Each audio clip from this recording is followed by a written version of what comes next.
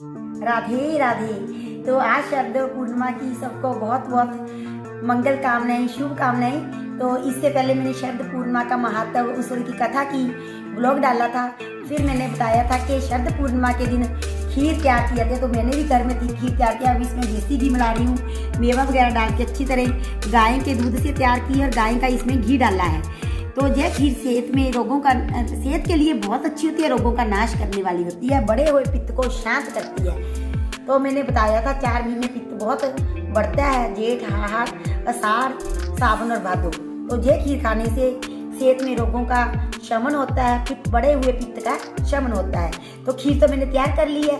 अब हम इसे चंद्रमा की रोशनी में छत पर रखेंगे। कुछ समय हम वहाँ बैठ जाएंगे। फिर चंद्रमा की जो किरणें हैं हमारी लोबी में शनकर बहुत आती है, जाल बहुत बड़ा रखा हुआ है, तो वहाँ पर मैं इसे रख दूंगी। तो ताकि पूरी रात इसे ढक कर ये भी ट्रांसपेरेंट है, तो इसे ऐसे ढक कर कवर करके मैं रख दूंगी। देखिए ये कांच का बाउल है, चारों तरफ से किरणें अंदर इसके जाएगी और ये भी ट्रांसलूजेंट है, तो इसके अंदर किरणें, शीतल किरणें चंद्रमा की पड़ेगी, तो ये सेहत के लिए बहुत गुणकारी बन जाएगी। अब हम इसे चंद्रमा की रोशनी में रखने जा रहे हैं। सुबह पूरी रात इसे चंद्रमा की रोशनी में रखेंगे और सुबह भगवान जी को तुलसी दल डालकर श्री हरि नारायण जी को, कान्हा जी को इसका भोग लगाएंगे और सारे परिवार वाले सुबह खाली पेट इसका सेवन करेंगे और अपने और भी जो मिलने वाले हैं आस पड़ोस के, उनको भी प्रसाद के रूप में इसे देंगे। इसे छत पर हम रख देंगे और इसके पास मेरा बेटा बैठा रहेगा 2-4 घंटे, 11, साढ़े 11, 12 बजे तक। उसके बाद इसे मैंने बताया है कि मैं इसे लॉबी में ले आऊँगी। वहाँ से चंद्रमा की जो किरणें हैं वो शनकर आती है। अगर आपके पास ऐसा प्रोविजन नहीं है, क्योंकि बिल्ली इसको जरूर प्रसाद लगाई जाएगी, इसलिए इसके पास बैठना पड़ता है। जिन लोगों के पास ऐसी व्यवस्था नहीं है वो क्या करे, किसी डोलू में जिसका मुंह चौड़ा हो काफी, उसमें डालकर उसके ऊपर मलमल का कपड़ा बांध कर, इसे जो कपड़े सुखाने के लिए तारे नहीं बांधते उसके साथ बांध दीजिए, फिर बिल्ली का कम चांस रहता है। तो उससे पूरी रात इसमें चंद्रमा की रोशनी पड़ेगी और ये गुनाकारी एक औषधीय खीर तैयार हो जाएगी। ऊपर जाके आपको दिखाऊंगी किस प्रकार हम चंद्रमा की रोशनी में इसे रखेंगे।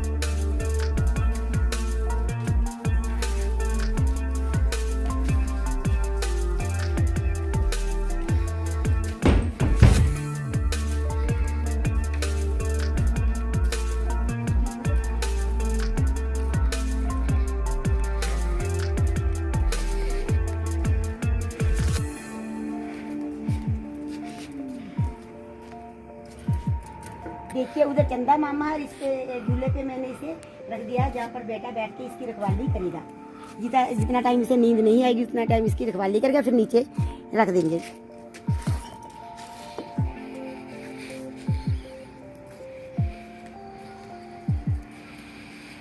तो हमने रात को खीर बनाकर चंद्रमा की रोशनी में पूरी रात रखा था। वो सुबह तक पूरी तरह चंद्रमा की दुधिया रोशनी में नहाई हुई शीतलता से भर गई है। उसमें अब तुलसी दल मिलाकर हम श्री हरि नारायण को भोग लगाएंगे। आज कान्हा जी को शरद पूर्णिमा पर मैंने विशेष श्रृंगार किया था, इनका नए वस्त्र भूषण पहनाए थे। तो अब कान्हा जी इसका भोग लगाएंगे, तब सभी को वितरित किया जाएगा घर में, और जो हमारे मिलने वाले हैं आस पड़ोस में उनको भी हम देंगे। तो भोग लगाते हैं। जो मैंने रूटीन की पूजा है वो कर दी है, धूप दीप जला दी है, तो कान्हा जी को स्नान करा दिया है और सभी देवी देवताओं को जो भी मैं रूटीन में पूजा करती हूँ। तो अब शरद पूर्णिमा की खीर हम ठाकर जी को भोग लगाएंगे। तो भोग लगाती हैं। भोग लगाओ प्रभु जी हमारा भोग गरीब दा, पिलनी के वेर सुदामा के कंद, रुच रुच भोग लगाओ शाम जी, भोग गरीब दा मेरा के प्रभु गिरधर नागर जी, सवेरे देख माँ को से वेले यार कन्ने भगत दिया मजिया चारियां, नरसी भगत दी होंडी तारी, शाम शावन आयो गिरिधारी, ऐसा हो चाख्यो हरी सावे अमृत हो जाए, अमृत भोजन चाख के मेरा तेरा दास अमर हो जाए, ना कुछ किया ना कर सके ना कुछ करने योग, जो कुछ किया मेरे हर किया हर ही करने दो, अमृतमयी बना दो श्याम, सुंदर दर्श दिखा दो श्याम, अपना हमें बना लो श्याम, रोग शोक मिटा दो श्याम, स्वीकार करो देवकी नंदन वासुदेव प्रसाद स्वीकार करो, हे हरि नारायण भगवान प्रसाद स्वीकार करो, ऐसा भोग चाखो प्रभु जैसा लिखा जाता है मेरा मोहन भोग लगावे भुखा प्रेम दा, मोहन भोग लगावे ना शर्मावे भुखा प्रेम दा, रुच रुच भोग लगावे भुखा प्रेम दा। जय श्री नारायण भगवान। स्वीकार करो, स्वीकार करो।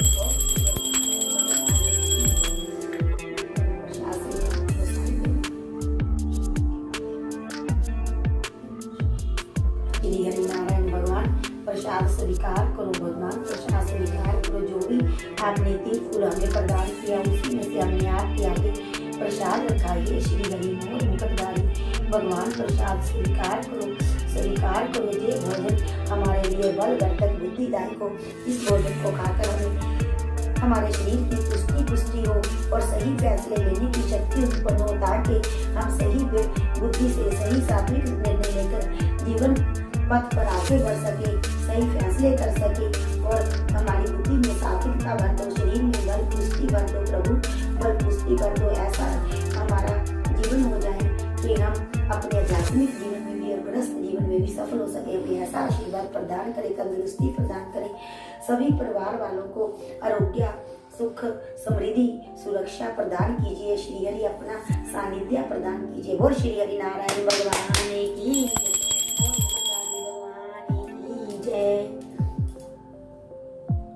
तो इस प्रकार से आप भी शरद पूर्णिमा पर खीर तैयार कीजिए, भगवान को अर्पण कीजिए। मैंने संपूर्ण जो शरद पूर्णिमा की खीर कैसे तैयार करते हैं पूरी वीडियो पब्लिश कर दी है।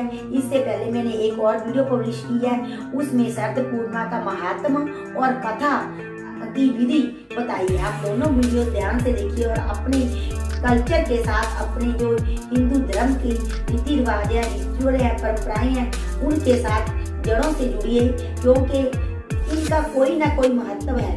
जब भी ऋतु का परिवर्तन होता है, जो भी हमारे हिंदू रीति रिवाज है, प्रसाद वगैरह अर्पण किए जाते हैं, वो कहीं ना कहीं हमारे स्वास्थ्य से, हमारे मानसिक विकास से जुड़े हुए हैं। ये कोई पखंड मात्र नहीं है, इनके पीछे एक बहुत ही बड़ा कारण है। जब ऋतुएं परिवर्तन होती हैं, जैसे कि नवरात्रे थे, उसमें भूखे रहने का, फलाहार करने का प्रावधान किया गया है। वो इसलिए किया गया है कि जब सावन भादों के महीने में हमारे शरीर में पित्त बढ़ता है, तो जब हम भूखे रहेंगे, फलाहार रहेंगे, जो दूषित अन्न संचित हो जाता है, मल के रूप में आंतों में पड़ा सकता है, तो फलाहार करने से उसमें फाइबर रहता है फलाहार में, तो वो सड़ा हुआ मल हमारी आंतों को साफ हो जाए, निकल जाए, पेट साफ हो जाए और जो आगे शीत ऋतु आएगी उसमें पौष्टिक पदार्थों का सेवन करने, उसे पचाने में हमारा शरीर सक्षम हो सके, बल पुष्टिदायक हो सके। तो शीत ऋतु को क्या कहा जाता है? सेहत बनाने का सीजन। तो उस ऋतु के लिए हमें तैयार करता है नवरात्रों का सीजन, जो अल्पाहार किया जाता है, उपवास किया जाता है, व्रत किया जाता है। इस प्रकार कोई ना कोई परंपरा है।